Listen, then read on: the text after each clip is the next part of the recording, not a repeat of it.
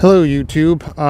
I am at Fort Niagara, still in the state of New York, obviously on the US side, and I'm at the first northern point to Lake Erie, Lake Ontario.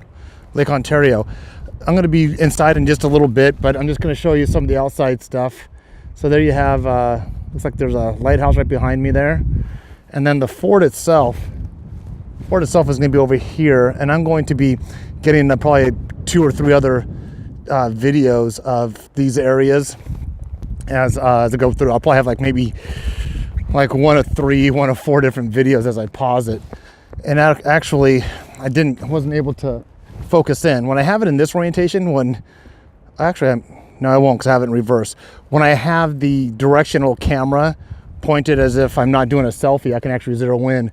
Fortunately, I can't zero in on what I want to see now, but I can point them out. I'll get closer, I'll show it to you. But what I wanted to point out, way out in the distance, right about there, there's 3 flags.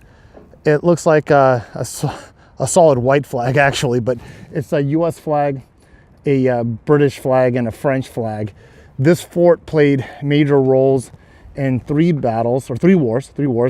First one would be the French and Indian War, when the French and Indians collaborated, and this was still English colonies, and the French and Indians collaborated to come down to take some of this territory from England. Then the next war after that would have been the Revolutionary War, when it was in English hands, and the colonists, or the new Americans of the United States fought. So Revolutionary War, and then later on, and the last conflict was the War of 1812.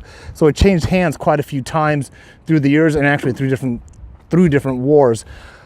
I'm going to pause this, going to go inside. They actually have the flag that was flying here during the War of 1812. And I'm going to talk more about that flag when we get inside. So I'm going to pause it, and then I'll be in the museum next. Before I stop though, here's a little tip for anybody. If you're coming this close to the US-Canadian border, or if you're traveling close to the US-Mexico border, call your cell phone provider or go online. See what package you have, what plan you have for cell phone usage, or give them a call, because sometimes you get this close to the borders and you'll get picked up by international cell towers. So in that consideration, even though I'm on the US side, I got a couple of prompts saying that I'm out of coverage or something to that effect. So just call them. I actually have an international plan, so it shouldn't be of no consequence, but keep that in mind. If you're getting close to the US border, the Canadian border, call your cell phone carrier and provider. So I'm gonna pause it. I'll get right back with you guys. Okay, so I'm back. I'm in the museum now. It's kind of quiet, not a lot of people here. The museum is standalone. I'm not in the fort area. So here's an overview, or an aerial shot of the fort. So if I was in the museum's way over here, not even on the property of the fort. One thing too I wanted to note was this fort was used all the way up to 1963. It had a pretty good role training people during World War II. But this is the area I'm going to be going into.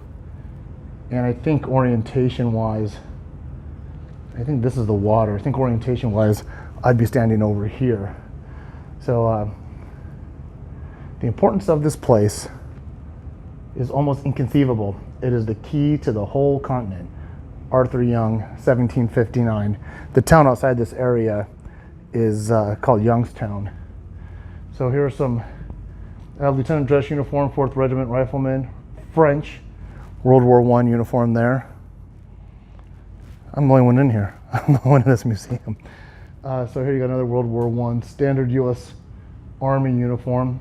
This uniform is typical of those being worn men participating in the Reserve Officer Training Corps camps at Fort Niagara. So they got that. Got some old books, some historical photographs here. You know, I generally do these videos 15 minutes at a time, so more than likely I'm going to have to cut this one shorter. But the purpose of this portion, I really wanted to get into where the flag is, the flag that's on display. So there's another aerial shot of the fort. Well, and that's where I go to the fort. There's a video that plays, it's a 15-minute video, it's going to play in a little bit. I'm not going to record that, obviously. I will, oh wow, the flag's behind me, but I'm going to show you these things first. One thing I just wanted to point out, it's interesting. They're calling this one here a U.S. artillery officer's sword. But usually when the sword is bent like that, it's considered a saber, not a sword. It's considered a saber. And generally cavalry, horse-mounted troops would use it. Now here's what I wanted to show you guys. Okay, huge flag. Now, first of all, this flag was being flown on this fort during the War of 1812. The flags during the War of 1812 during that time frame were actually 15 stars and 15 stripes. There were, at that time, originally when there was 13 stars and 13 stripes of the 13 original colonies, but as they were adding states, they were saying, let's add a star and a stripe for each state. So this is the only United States flag that ever had more than 13. This also was the design of the flag that was flown over Fort McHenry during the attack when Francis Scott Key wrote the national anthem. An interesting thing about the national anthem, it was during the War of 1812. It was written in 1814, but it was not officially by Congress until 1931. 1931 is when it officially became the United States national anthem, but it was written in the year of 1814 by Francis Scott Key as he was observing the attack on Fort McHenry during that time. This flag was captured by the British, ended up in Scotland like 1970 something. There's probably an explanation here, but once it was captured during the War of 1812, I think it was captured in the year 1813, and it was brought to England, and they kind of used it as they put it to the foot of the king or the prince or something like that, and they walked on it for the War of 1812, and then it ended up in possession of somebody in Scotland. This museum is privately funded, so it doesn't have any, it's not a national nor a state park. So they were able to acquire it, which I think is a tremendous feat and an awesome piece of history to have here, being that it actually flown here. You see some discoloration. I can read about it. I'm going to pause so I don't burn out this time on this video, but I'm going to see if there's a reason for that discoloration. It almost looks like a map of sorts, but I doubt that's what it is. It's probably just stained. And people also say that it looks like a squared dimension. It looks pretty squared, not as long as flags that we're normally seeing. Well, they assume for some reason that it was actually longer, that it extended past here, but some damage or something from ruffling, they cut it back to where it was a clean cut. That's one thing that was said. Let me read about these stains and I'll get back with you guys. Okay, so I read some more information. I hear people coming through the gift shop area, but they're exiting right to the fort. No explanation on the discoloration here. It did say that this flag could have been 30 feet long and that it has been cut short, and they don't know why. They don't know how long it originally was, how long it extended out towards the stripes. They also say during the War of 1812, there was actually 18 states, but legislation to add stars or how they were going to portray the 18 states on the flag was not discussed until the year of 1818. But apparently during the War of 1812, according to this, or by the time the war ended, there were 18 states. It says 18 states by the time of the War of 1812. That was new to me. I didn't know that. So you got 15 stars up here, 15 stripes. We never had a 16, 17, or 18 star flag. I think in 1818, that's when they determined, hey, if we keep adding stripes, we're just going to have a lot of thin stripes.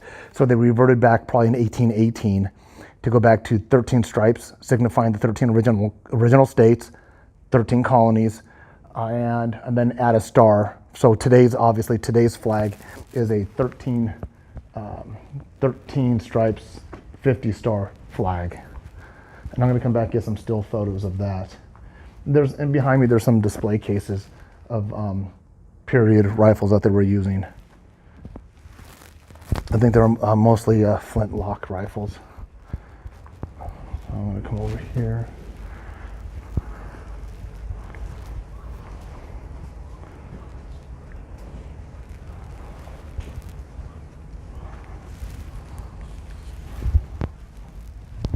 I'm actually going to go up top real quick. There's a viewing area up top. Then I'll conclude this portion, and then I'll pick it up again when I'm outside. It's looking cold outside, so here we go.